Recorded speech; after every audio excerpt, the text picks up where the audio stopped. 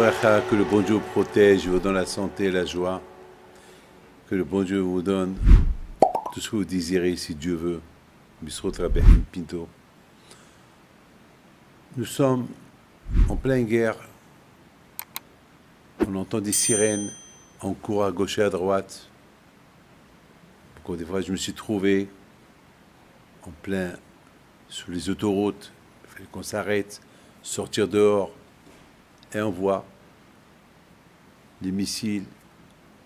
Et bien sûr, pendant ces moments-là, on est en danger parce que un missile peut tomber sur nous. Les débris du missile qui pèsent très lourd peuvent tomber sur nous. Et on est assis par terre. On est entre les mains d'Hachem. Et on prie à Kadosh Baruch Hu. Bien sûr, mes amis, chacun il fait des efforts pour rester vivant. Et je vous raconte une histoire d'un tzaddik, d'un soldat qui s'appelle Nathan Léar, que lui, lorsque la guerre elle a éclaté, et lorsque ce fameux Shabbat, Simchat Torah, les terroristes sont rentrés dans le petit village Kerem Shalom, qu'ils ont fait là-bas massacre. Il y avait un groupe de soldats qui sont partis pour aider.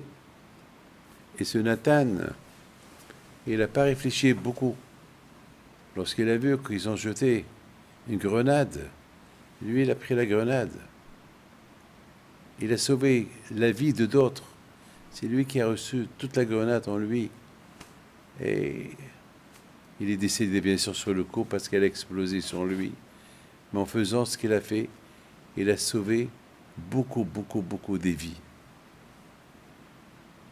Il y a des gens, mes amis, que ils n'ont pas le temps de réfléchir. Vous savez, on dit toujours, sauf ma'aseh ma'shavat hila. Avant de faire quelque chose, il faut réfléchir.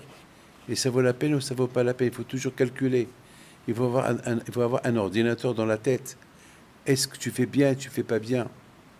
Pour le shlom bayit, c'est pareil. Beaucoup des fois, on ne réfléchit pas, on répond. Et il y a une guerre entre le couple.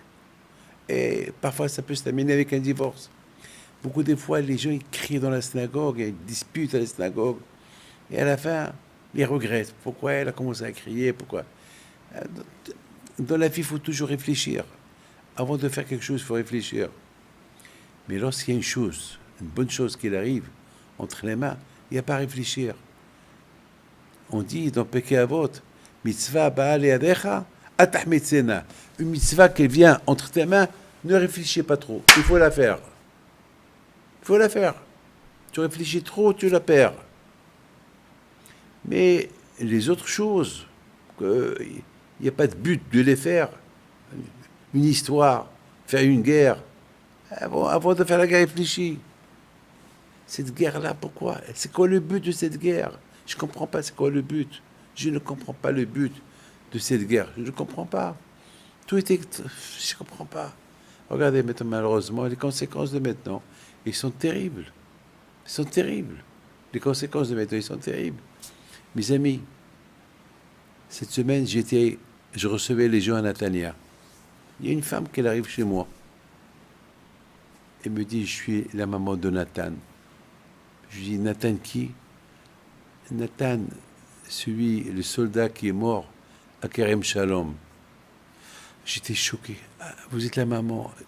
Je voulais lui donner des consolations, des condoléances. Mais comment parler à une maman qui a perdu son fils? Ce dont je lui dis, madame, vous savez, le jour que votre fils, il est parti, j'ai rêvé, le soldat, je l'ai rêvé, qu'il faisait Shema Israël et qu'il montait. À un moment donné, je voyais beaucoup de lumière, je n'arrivais plus à voir ce soldat arriver, traverser cette lumière. C'est ce que je lui ai raconté. Je lui ai dit, c'est ce que j'ai rêvé. Je ne connais pas votre fils et je ne vous connais pas, madame. Mais voilà ce que j'ai rêvé. pour vous consoler, voilà ce que j'ai rêvé. Votre fils est un tzaddik. Elle me dit, Rabbi David, vous ne me connaissez pas, peut-être, il y a longtemps je ne vous ai pas vu, mais c'est vous qui m'avez conseillé de marier mon mari. Et vous m'avez dit, mariez-vous vite, ne perdez pas le temps, et vous allez avoir un enfant. Je vous ai écouté. Je me suis marié avec mon mari. On a eu un enfant. C'est Nathan qui est parti. J'étais encore plus choqué. Je me suis en voulu. Alors peut-être, il ne fallait pas que je la pousse à se marier. Peut-être, j'aurais pas dit, marie-toi. Elle n'aurait pas eu ce garçon-là, qui est mort dans... Alors, je ne savais pas quoi lui dire. J'ai dit, alors, c'est elle qui reprend la conversation. Rabbi David, Baruch Hashem, je me suis marié, j'ai eu cet enfant. C'était un tzaddik, il étudiait la Torah. Il venait à la maison, il nous disait qu'est-ce qu'il a étudié à la yeshiva.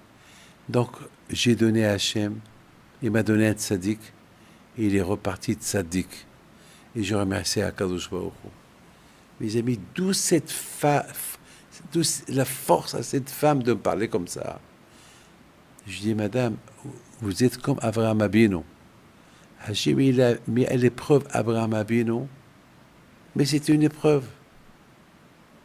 Mais vous êtes mieux, vous êtes plus qu'Abraham Abino, parce que vous avez donné votre fils, sacrifice à Akadosh Baruch Hu, sacrifice pour la Torah, sacrifice pour Am Israël.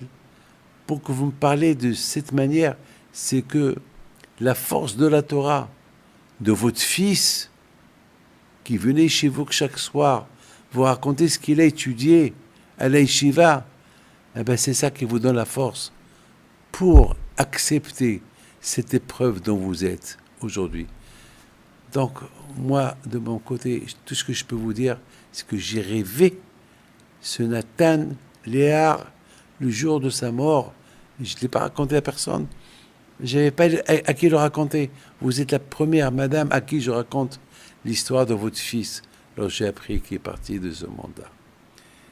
Mes amis, que Hachem y fasse que le zéro de ce hayal, ce soldat tzaddik Nathan Léar, que son zéro, que Ezat Hachem, le 7 novembre sera son mois, protège-toi à Israël, et que Hachem y fasse que cette guerre-là, nous n'avons pas cherché à la faire. Que se termine bien, Amen, que le bon Dieu protège à vous tous.